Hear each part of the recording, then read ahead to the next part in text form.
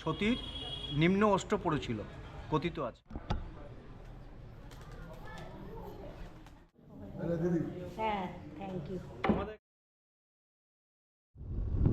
ত্রিবেদী ব্লগসের আরেকটি নতুন ভিডিওতে সকলকে স্বাগত জানাই। আজ ঘুরে দেখব পশ্চিমবঙ্গের দুটি প্রসিদ্ধ শক্তিপীঠ। শক্তিপীঠগুলি হল দেবীর পবিত্র আবাসস্থল, যা সতী দেবীর মৃতদেহের শরীরের অংশগুলি পড়ে যাওয়ার কারণে গঠিত হয়েছিল। সংস্কৃতে 51টি বর্ণমালার সঙ্গে যুক্ত 51টি শক্তিপীঠ রয়েছে। প্রতিটি মন্দিরে শক্তি ও কাল ভৈরবের উপাসনা স্থল রয়েছে। মন্দিরের শক্তিকে দেবগর্ভ এবং ভৈরবকে কুরু বলে সম্বোধন করা হয়েছে।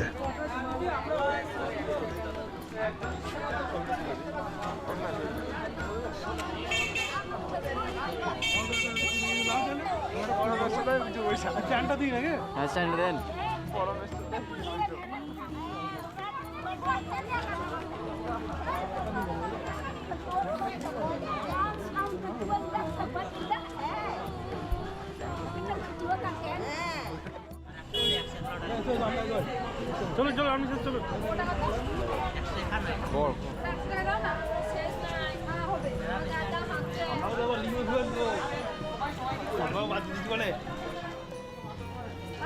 ছবি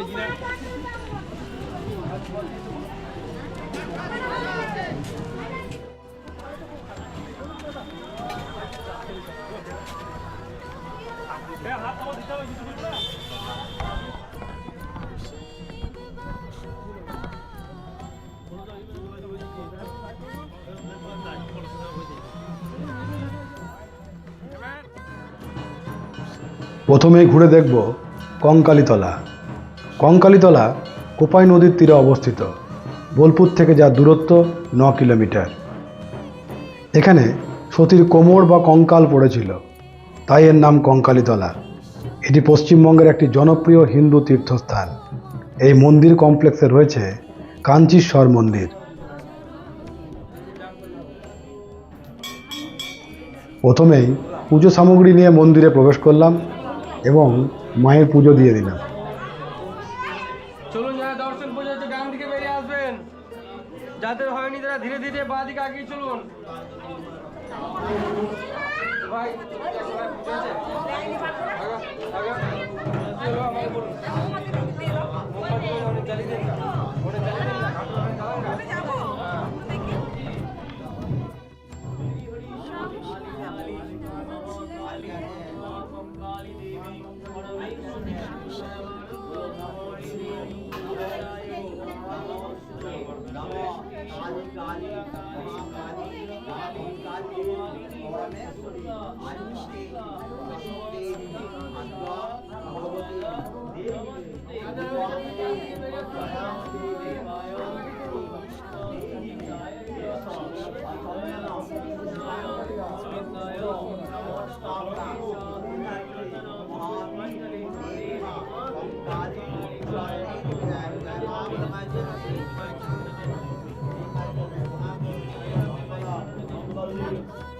এখন যে কুণ্ডটি দেখছেন এটি সতীকুণ্ড। এখানেই সতীর কোমর বা কঙ্কাল পড়েছিল। এখানকার জল খুব পবিত্র মানা হয়।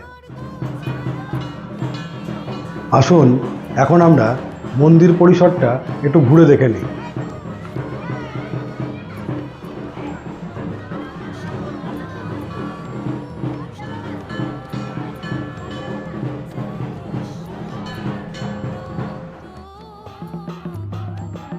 কঙ্কালীতলা ঘুরতে এলে মাদলের তালে তালে সাঁওতালি আদিবাসী নৃত্য উপভোগ করতে পারে। এদের নৃত্য উপভোগ করে এদেরকে আর্থিকভাবে সাহায্য করতে পারে।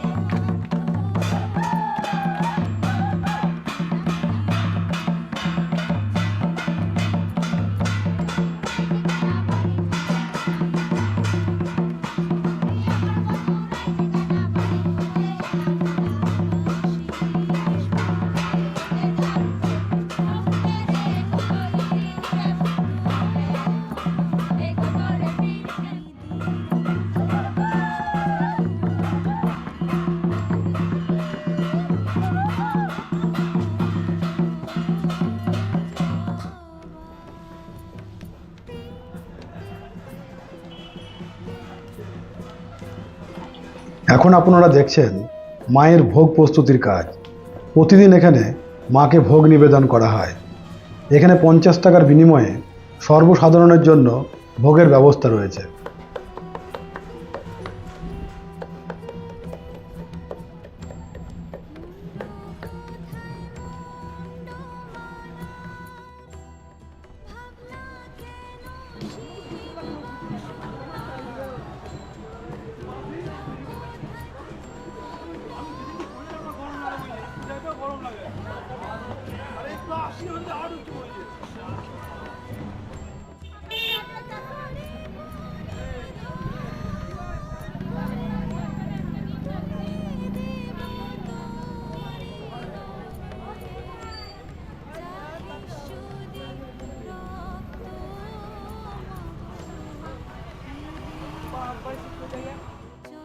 বীরভূমের চপ মুড়ি খুব বিখ্যাত।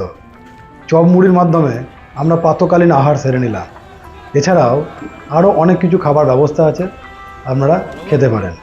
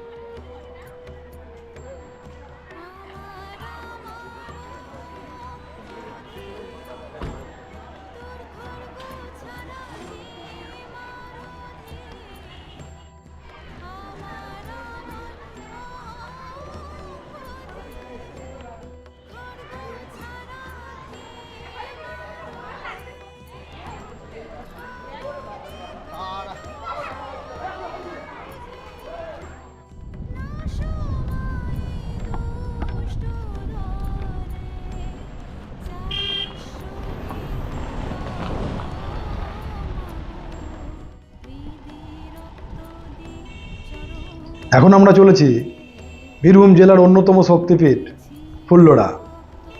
ফুল্লরা বীরভূম জেলার লাভপুরে অবস্থিত। বোলপুর থেকে যার দূরত্ব 30 কিলোমিটার।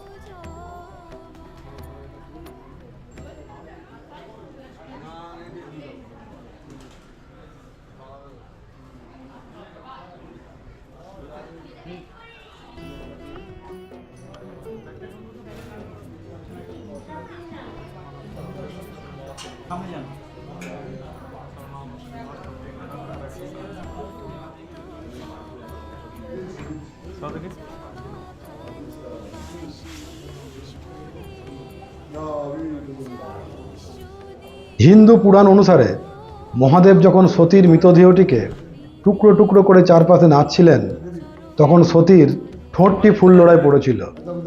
আসুন মন্দির কমিটির সম্পাদকের কাছে মন্দিরের ইতিহাস জেনে নেওয়া যাক। আমার নাম তাপস মুখার্জি, ফুল্লরা মহাপীঠের ম্যানেজার। এই গ্রামের নাম হচ্ছে, আগে ছিল অট্টহাস, বর্তমানে এই গ্রামের নাম লাভপুর। এখানে সতীর নিম্ন অষ্ট পড়েছিল, কথিত আছে। নিম্ন যার ভৈরব হচ্ছে এখানকার বিশেষ ভৈরব। তো সকাল 8টা থেকে পুজো আরম্ভ হয়, রাত্রি 8টা পর্যন্ত। মাঝখানে ভোগের জন্য 1 ঘন্টা বন্ধ থাকে। আর এছাড়া বহু মানুষ এখানে, বহু ভক্ত দূর দূরান্ত থেকে এখানে আসেন। যার যেটা মনের বাসনা, কেউ মুখে জানান, কেউ ঢিল বেঁধে এ করে মায়ের বাসনা জানান। এই হচ্ছে মন্দিরের মণিকর্ণিকার ঘাটে কৃষ্ণানন্দ গিরি তপস্যা করছিলেন, করতে করতে উনি মায়ের স্বপ্ন পান। সেখান থেকে মা বলে তাহলে আমাকে এখানে জয় দুর্গার ধ্যানে প্রতিষ্ঠা কর। সেই দিন থেকে মায়ের, সেটা ছিল মাঘী পূর্ণিমার দিন, সেই মাঘী পূর্ণিমার দিনেই মায়ের এখানে প্রতিষ্ঠা করা হয় এবং সেই দিন থেকে প্রত্যেক বছর ওই মাঘী পূর্ণিমার দিনটাকে প্রতিষ্ঠা দিবস হিসাবে পালন করা হয় এবং সেই মাঘী পূর্ণিমাকে কেন্দ্র করে মায়ের এখানে লক্ষাধিক ভক্তের সমাগম হয়। সামনের মাঠে বিশাল বড় মেলা হয় এবং এই মেলার বিশাল বৈশিষ্ট্য হচ্ছে বহু দূর দূরান্ত থেকে ভক্তরা এখানে এসে মেলাতে জমায়েত হয় এবং এই মেলাটাকে একটা সুন্দর করে তোলে। 15 দিন 16 দিন ধরে মেলাটা চলে।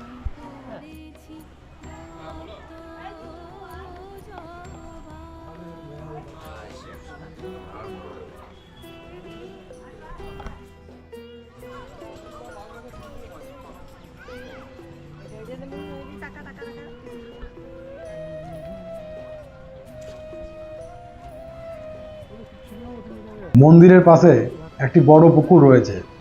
কথিত আছে হনুমান পুকুর থেকে 108টি নীল পদ্ম সংগ্রহ করেছিলেন যখন শ্রী রামচন্দ্র দেবী দুর্গার পূজার আয়োজন করেছিলেন।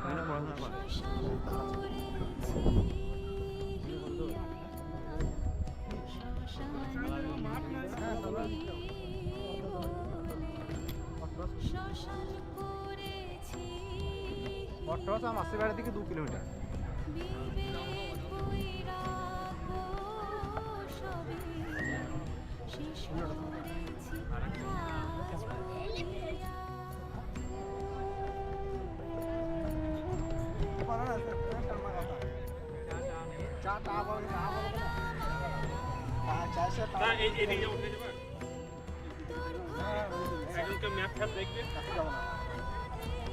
রাস্তার কাছে আর ব্রিজ আছে, তাকে সামনে দিতে হবে। দুটোতে ঘাটে ব্রিজ আছে। ওখানে সিঙ্গারা খেয়ে নেবো, দিয়ে ওদিকে না করবো।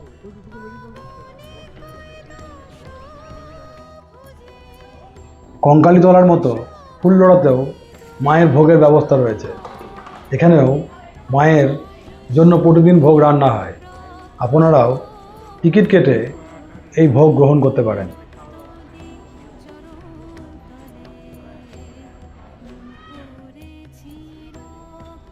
ভিডিওটি ভালো লাগলে চ্যানেলটি সাবস্ক্রাইব করে আমাদের পাশে থাকুন।